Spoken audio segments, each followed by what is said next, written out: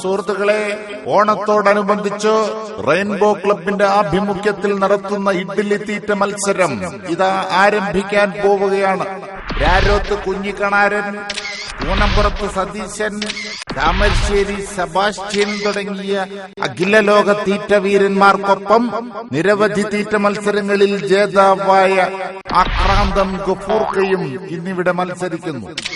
ഇതാ മത്സരം തുടങ്ങുകയായി. സുഹൃത്തുക്കളെ, ഇതാ നമ്മുടെ പ്രിയങ്കരനായ ഗഫൂർക്ക നിമിഷ നേരം കൊണ്ട് 50 ഇഡ്ഡലികൾ അകത്താക്കിയിരിക്കുന്നു. മറ്റുള്ളവരെ ബഹുദൂരം പിന്നിലാക്കിക്കൊണ്ട് ഗഫൂർക്ക ഇതാ വിജയിച്ചിരിക്കുന്നു. മോനെ, 2 ഏത്തപ്പായം കിട്ടുവോ? വിശപ്പങ്ങട് മാറിയില്ല. ഇതെന്തൊരു ജീവിയാണപ്പ. മോന്റെ ഒരു തീറ്റ മത്സരം ഒരു 200 ഇഡ്ഡലിയെങ്കിലും തട്ടാന്ന് വിചാരിച്ചതാണ്. അതിനെങ്ങനെ ആകപ്പാടെ കൊണ്ടുവച്ചത് 75 കിട്ടില്ല. പ്രധാന വാർത്തകൾ.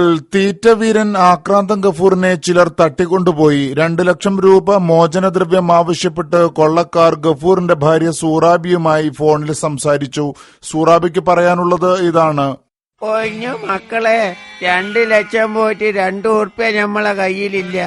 ഒക്കെ മനുഷ്യൻ തിന്ന് നശിപ്പിച്ചു. ഏതായാലും വേണ്ടിയില്ല, കുറച്ച് ദിവസം അവിടെ കിടക്കട്ടെ.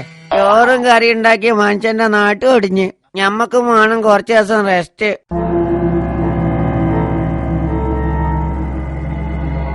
പൈസ തരാൻ പറ്റില്ലെന്നാ ഇവന്റെ ഭാര്യ പറയുന്നത്. എന്താ ചെയ്യപ്പോ?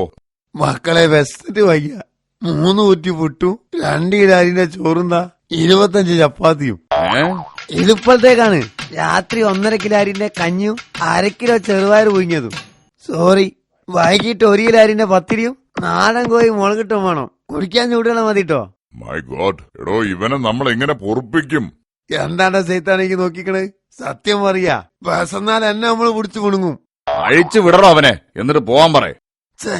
ഏതായാലും വന്നാലേ നമ്മൾ നിങ്ങളെ കൂടെ കുശാലായിട്ട് ഫുഡ് അടിച്ച് ഒരാഴ്ച കഴിഞ്ഞിട്ടേ പോണുള്ളൂ. പിന്നെ വെള്ളിയാഴ്ച ഞായറാഴ്ച ബിരിയാണി നിർബന്ധാട്ടോ. പോകല്ലടോ.